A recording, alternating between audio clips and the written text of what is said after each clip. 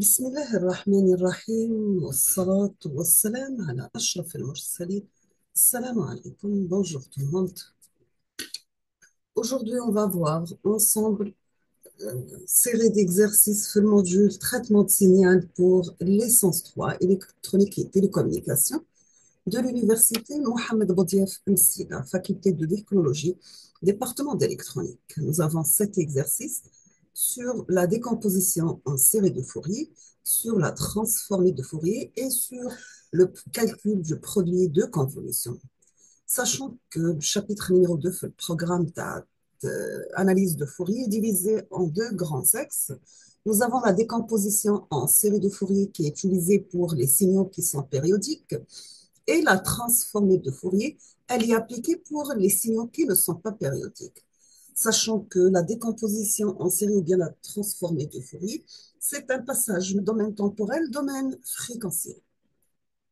On va commencer par l'exercice numéro 1. Dans cet exercice, on vous demande premièrement de trouver la décomposition en série de Fourier des 6 fonctions suivantes. Trouver la décomposition en série de Fourier des fonctions suivantes. Vous avez f de t qui est égal à 1, donc c'est un signal rectangulaire périodique de période égale à 2, sachant que f de t égale à 1, l'intervalle entre 0 et 1 égale à 0 entre 1 et 2.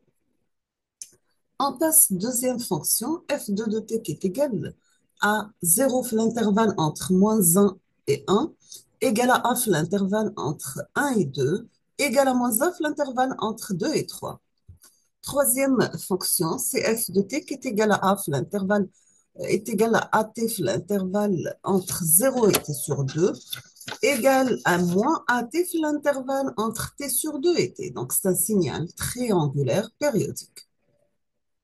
Quatrième fonction est f de t qui est égal à 1, l'intervalle entre 0 et 1, est égal à moins 1, l'intervalle entre 1 et 2.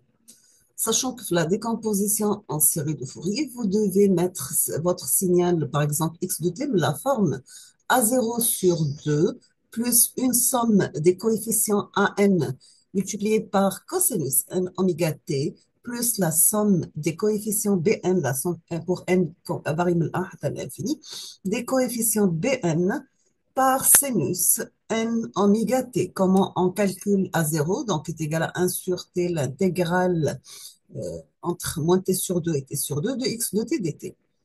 Pour an, donc c'est 1 sur la période t, 2 sur la période t, l'intégrale entre moins t sur 2 et t sur 2 de x de t par cosinus n oméga t dt.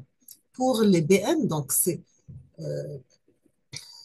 2 sur la période, l'intégrale de moins t sur 2 à t sur 2 des coefficients bn, de x de t par sinus n oméga t. On passe l'exercice numéro 2. Dans cet exercice, vous avez soit le signal suivant, c'est un signal rectangulaire de période égale à t, centré 0 et l'amplitude égale à 1. On vous demande de donner l'expression de ce signal, j'ai déjà donné l'expression. Deuxièmement, chercher la transformée de Fourier de ce signal. Troisièmement, déduire la transformée de Fourier du signal y de t qui est égal à règle de t. L'exercice numéro 3, on vous demande de calculer le produit de convolution de y de t qui est égal à u de t convolu avec u de t, sachant que u de t c'est un échelon unitaire d'amplitude égale à 1. Donc, le produit de convolution de deux fonctions échelons va donner la fonction rectangulaire. Z de t qui est égal à x de t convolu avec y de t, sachant que x de t égale à t cube par l'échelon u de t, c'est-à-dire notre signal et les causales commencent de 0 à l'infini.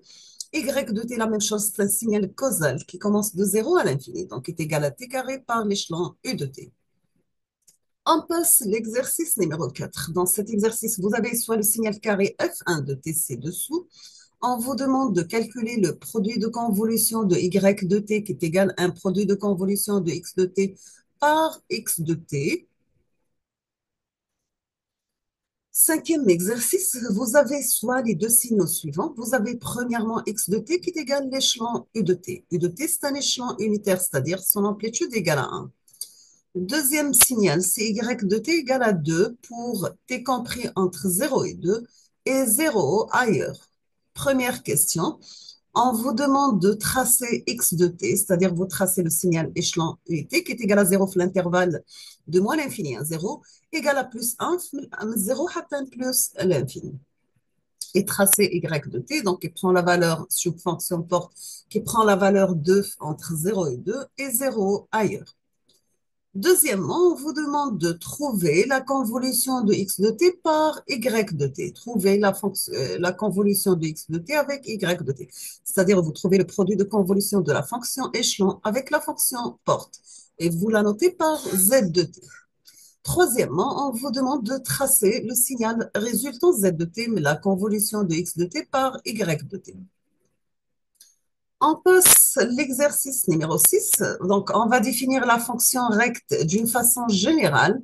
Le graphe de recte de t moins le centre divisé par la largeur et illustré par la figure ci-dessous. Vous avez recte de t moins t0 sur la période grand T. C'est un signal rectangulaire d'amplitude égale à 1. Le centre, c'est T0. La largeur égale à T. Donc, sa borne inférieure, c'est T0 moins T sur 2. Et la borne supérieure, c'est T0 plus T sur 2. Premièrement, on vous demande de trouver la convolution de f de t avec g de t. Des fonctions f de t et g de t exprimées par f de t, c'est un signal rectangulaire d'amplitude égale à 3. Le centre, 1,5, la période égale à 1. G de t, c'est un signal rectangulaire d'amplitude égale à 1, centré f2 et la période égale à 2. Premièrement, on vous demande de tracer f de t et g de t. Deuxièmement, trouver la convolution de f de t avec g de t, qui est égal à y de t. Donc, le produit de convolution de deux fonctions rectangulaires, ça donne un sinus cardinal. Dernière question, on vous demande de tracer le signal résultant y de t, اللي هو عبارة عن sinus cardinal. On termine avec l'exercice numéro 7. Donc, dans cet exercice, on vous demande de calculer le produit de convolution de f de t égale par g de t dans les cas suivants. Donc, pour le produit de convolution, donc c'est l'intégrale de f de t par g de t moins taux des taux. Premièrement, f de t égale à t par u de t. Donc, c'est un signal causal. Donc, notre signal f de t est défini de 0 à l'infini. G de t, c'est l'échelon unitaire, donc il prend la valeur 1, l'intervalle 0 plus l'infini, il prend la valeur 0 moins l'infini à 0. Deuxième signal, c'est f de t est égal à l'échelon u de t plus 1 demi, moins l'échelon u de t moins 1 demi. Et g de t égale à rec de t moins 1 demi divisé par 2.